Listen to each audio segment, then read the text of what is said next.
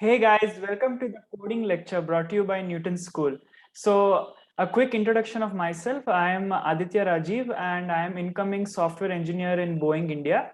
And about Newton School, it is a place where you can learn about tech and it prepares you for a career in tech. And this is for freshers, working professionals, as well as women who don't have tech background.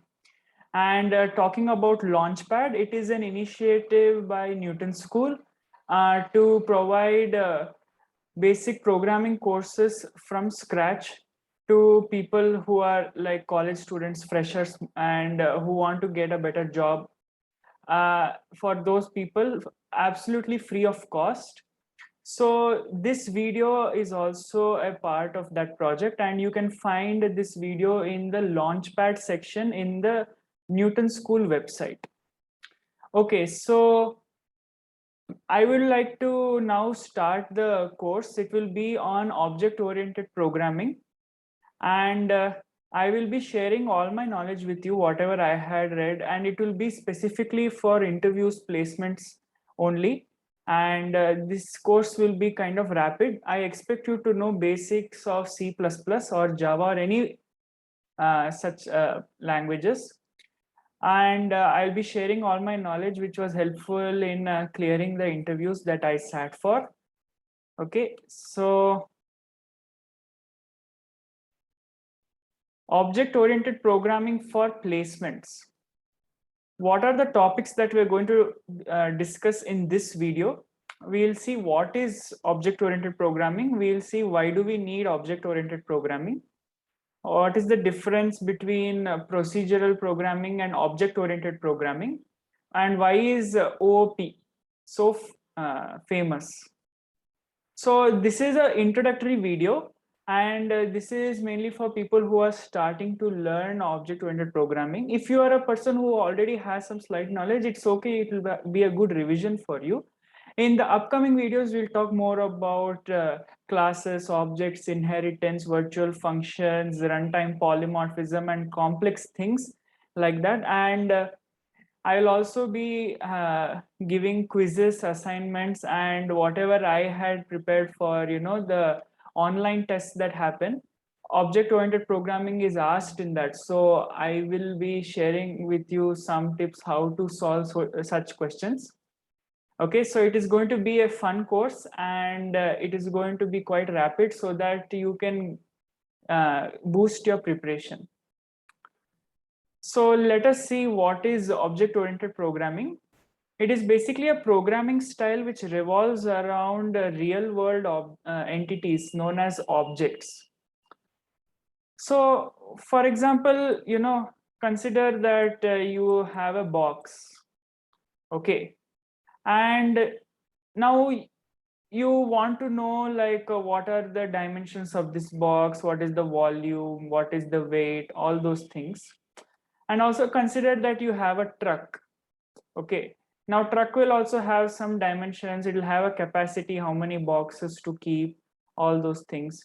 So when we want to find some complex solutions, okay, then we use object-oriented programming. If we want to know how many boxes we can keep in this truck, what is the maximum capacity, all that, if you want to write in code format, then we will use object-oriented programming.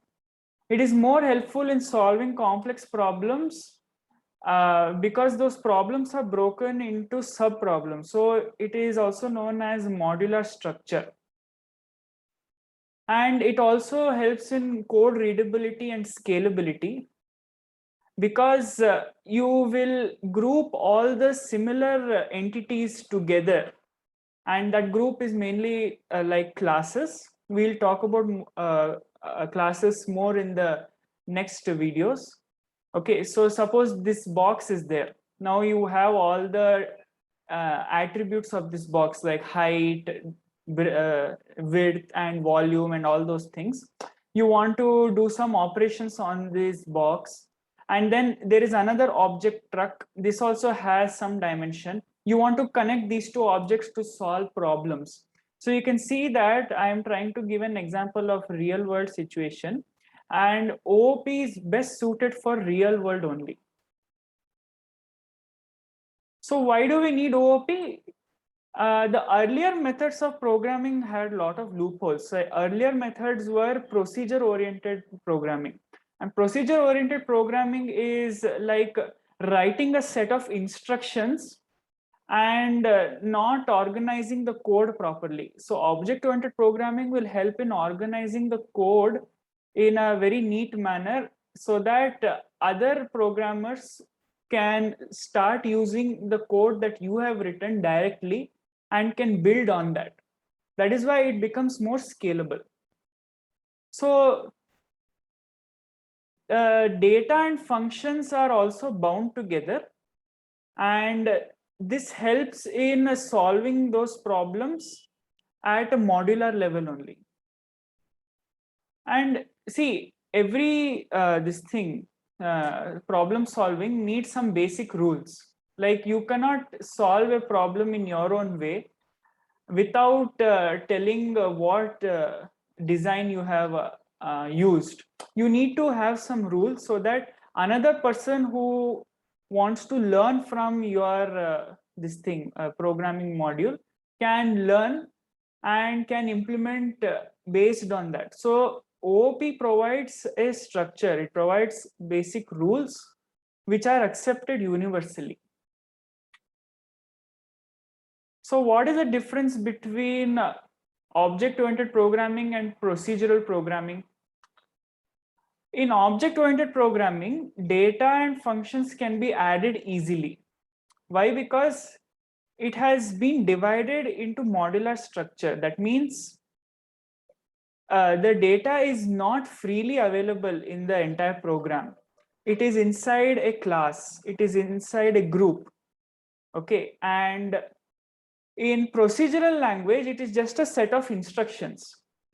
To give you an example, like suppose you have some currency notes and you want to do some basic conversion or some operation on those currency. You want to convert rupee to dollar or something like that.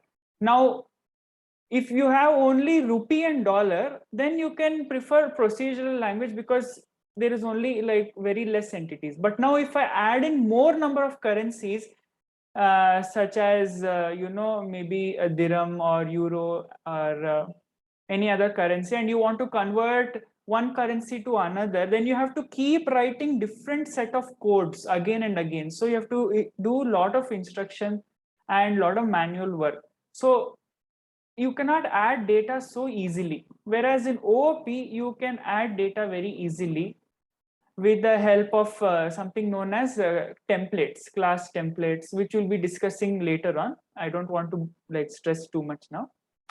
Okay, and in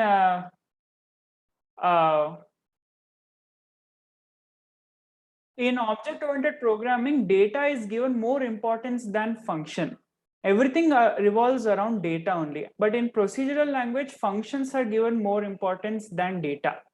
And in procedural language, data is spread across the entire program. So basically, there is no security. In object-oriented programming, data and functions are bound together. So there is more security, and you will be able to identify which type of data and which type of functions are together.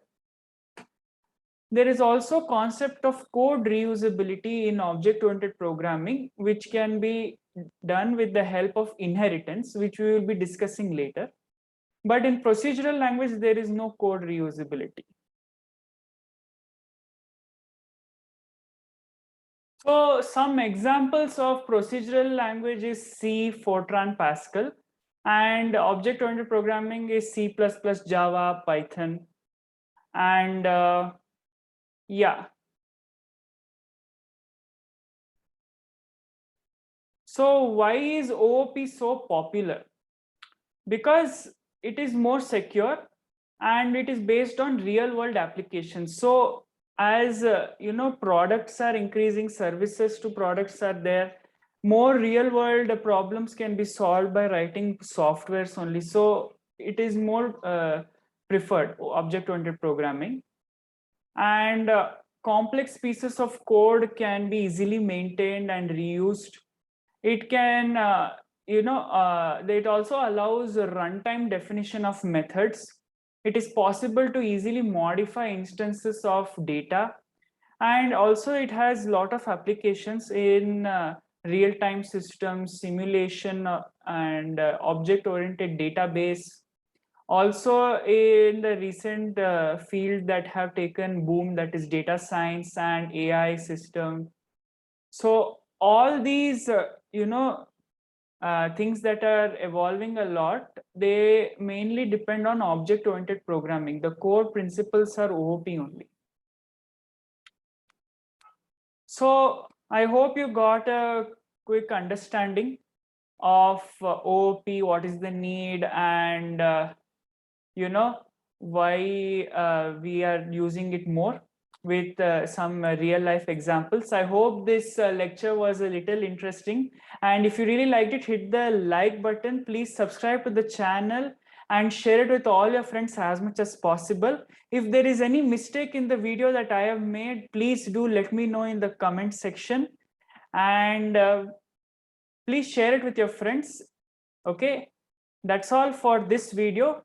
Please do check out the Launchpad section in the Newton School. You have assignments and quizzes and free courses over there. So please do check that out. So that's all for this video. Stay tuned for the next one.